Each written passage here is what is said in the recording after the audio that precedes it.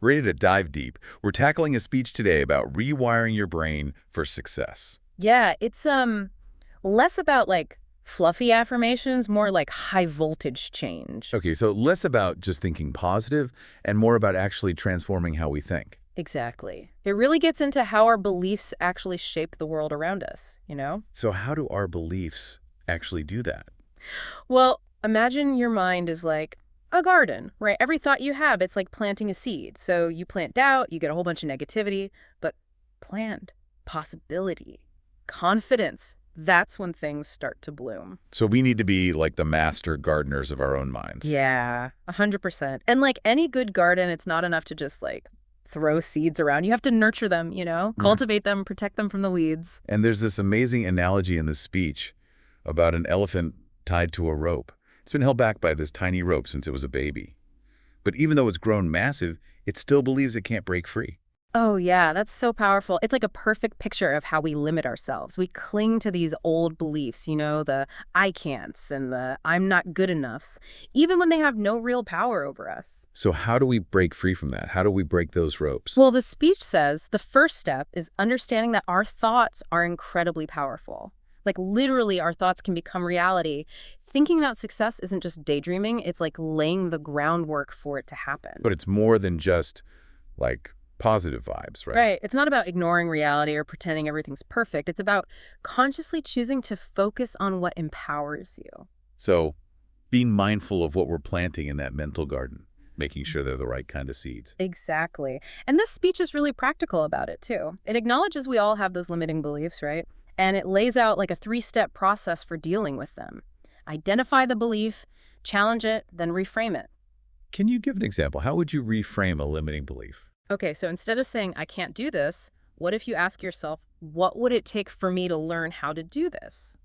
It's a small shift, but it can change everything. Like you're rewriting the script in your head. You become the hero of your own story. Exactly. But it is a process. It takes work to really rewire those thought patterns. And that's where self-compassion comes in. Being patient with ourselves as we learn and grow. Absolutely. Celebrate every step forward, no matter how small it seems. And when you stumble, because we all do, just pick yourself up, dust yourself off, and keep going. It's like learning to ride a bike. You're going to fall a few times, Yeah. but you keep practicing and eventually you're cruising. Love that analogy.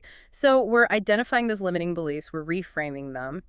What's the next piece of the puzzle? I'm sensing this is where the idea of a growth mindset comes in. You got it. You ditch that fixed mindset where you think your talents are like set in stone, and you embrace the idea that you can develop your abilities through hard work. So it's not about being naturally gifted. It's about being willing to put in the effort, to learn and grow. Exactly. But it goes deeper than just knowing about it. You have to put it into practice. What does that look like practically? Okay, so imagine two people are facing a problem. The fixed mindset person immediately goes, I'm not smart enough for this. But the growth mindset person asks, okay, what skills do I need to learn to solve this? That's such a difference. One shuts down, the other sees an opportunity. Yeah, and that's what separates those who achieve from those who stay stuck. It's like this is so much bigger than just like think positive. This is a complete mental makeover. And one of the biggest parts of that makeover is accepting that, yeah, you're going to face setbacks, it's inevitable, but it's not the end of the world. A growth mindset sees failure as a chance to learn. So instead of getting discouraged, you ask, okay, what can I learn from this? Exactly. And you learn to celebrate the successes of other people too, because their wins don't take away from your potential. They can even inspire you. I'm feeling more empowered just thinking about it. We've covered a lot. Recognizing the power of our thoughts, reframing those limiting beliefs, and embracing a growth mindset. What's next on this mental transformation journey? Well, now it's time to translate all that inner work into outer action. Right. We got to start setting goals, building a vision for the future. But we can dive into that more in a bit. I am hooked. Be back in a moment to explore how we turn all this mental power into tangible results. It's like we've prepped the soil, planted those seeds of possibility. Now it's time to really get things growing. No more sitting on the sidelines. We're becoming the architects of our own lives. Yeah, taking ownership, of our choices, our actions, ultimately our destinies. There's this energy that runs through the speech like a call to action. It's not about waiting for the perfect moment. It's about taking that first step right now, even if it's small. And that's what's so great. You don't have to have it all figured out. You just got to start moving towards those dreams, and the path kind of unfolds as you go. But taking that first step can be scary, Yeah. right?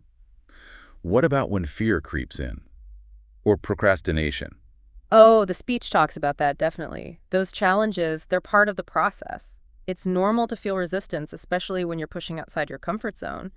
But those feelings, they're not there to paralyze you. They're meant to be overcome. So it's like not about eliminating fear, but learning to dance with it. Exactly.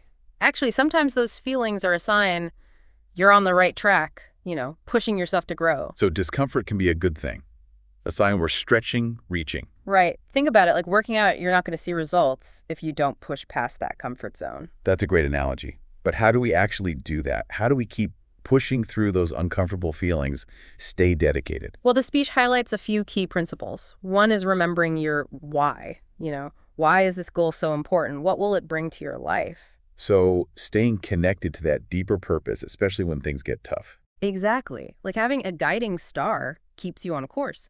Another thing is celebrating those small victories along the way. Not just fixating on the end goal, but appreciating every step forward. Right. It keeps you motivated, builds momentum, reminds you you're capable of making progress, even when it feels slow. Those little bursts of energy to keep us going. But what about when you hit those major roadblocks? Feels like you're taking 2 steps back for every step forward. How do you recover from that? The speech is really clear on this. Setbacks are going to happen. It's part of the journey. It's not about avoiding them. It's about navigating them with resilience. So it's a when, not an if.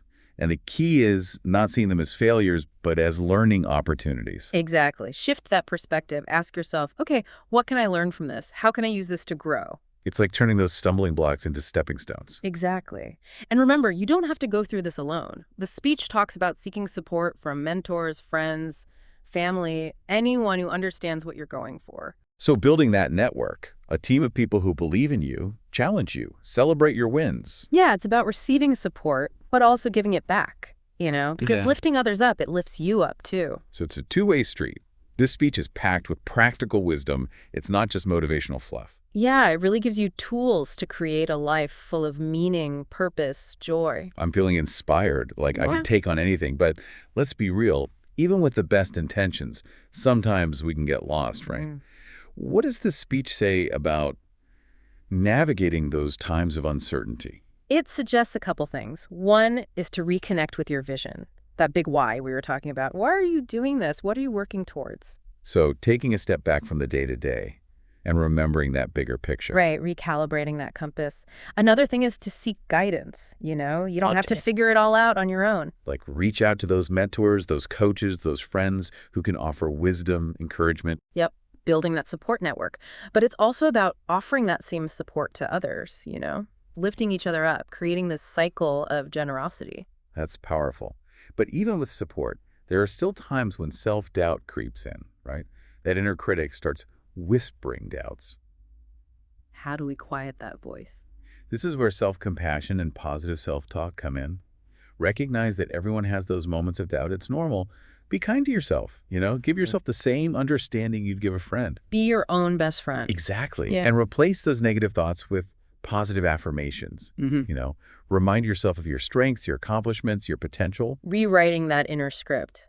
But it's not just what we say to ourselves, right? It's what we do. Totally. It's about showing up even when it's tough. Pushing past those limits, that's where you really grow. This speech is more than just a guide to success. It's a guide to living a life that truly lights you up. And it reminds us that we have the power to create that life. One thought, one belief, one action at a time.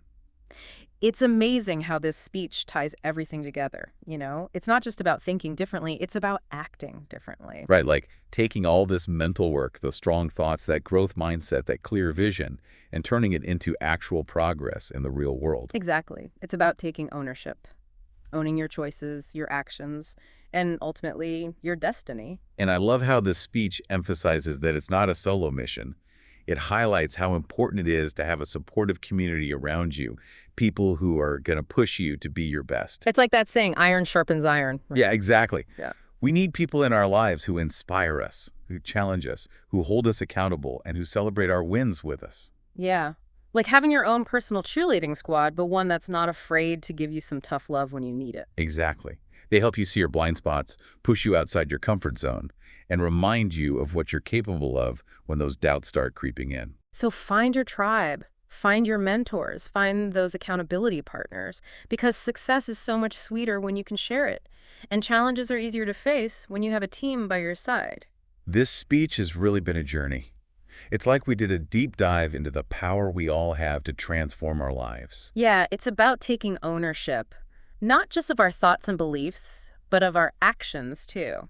And it's a reminder that you, our listener, you have everything you need within you to create a life that's full of purpose and passion and deep fulfillment. Absolutely. So as we wrap up this deep dive, we'll leave you with this final thought. What if success wasn't just a destination, but a constant evolution? Like a journey of becoming the best version of yourself. What goals would that lead you to set? What kind of life would you create? The journey begins now.